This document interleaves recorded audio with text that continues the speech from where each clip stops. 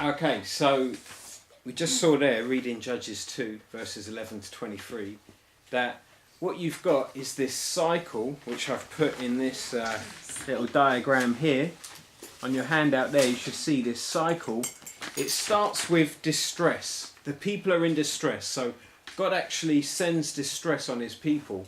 Because they're not following him, what God does is he gets the people who are living in the land of Canaan to attack the Israelites. Yeah, they attack them and give them a hard time. So the people are in distress. Then what happens is the people cry out to God. So that's the next thing in the cycle here.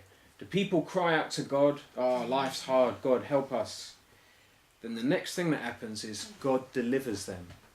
And the way that God delivers them is by sending judges. So what God does is he raises up a person like Gideon, and Gideon ends up being the judge, which is kind of different to judges these days who wear the funny wigs. But he's like their leader. And so God will raise up a leader who's going to help the people and save them from the Philistines or whatever people it is at the time that are giving them a hard time.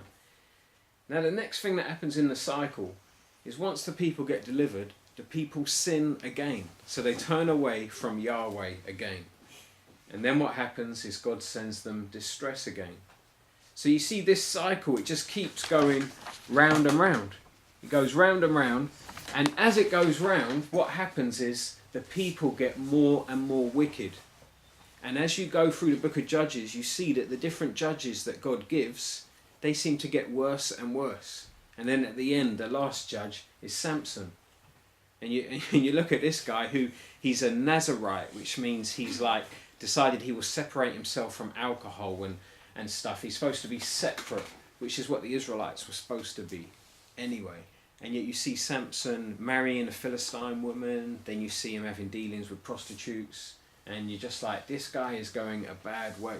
So you can see that the Israelites are just deteriorating, and they are going from bad to worse as this cycle keeps going. And at the end of the book of Judges, they have a civil war. It says God's people in God's place, they end up having a civil war. And so they're not being a light to the nations.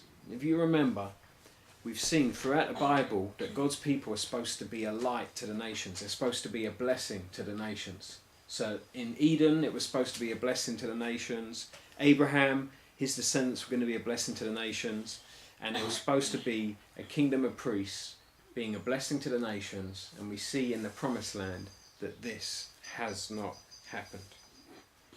And so we've got a couple of questions now to discuss amongst ourselves. First question is, the Israelites failed to drive out the inhabitants of the land, and they ended up being tempted by them. How can similar things happen in our lives today? And the second question is, how can these things stop us being a light to the other nations? And when I say the other nations, I basically mean non-Christians. How can these things stop us being a light and being a blessing to other nations?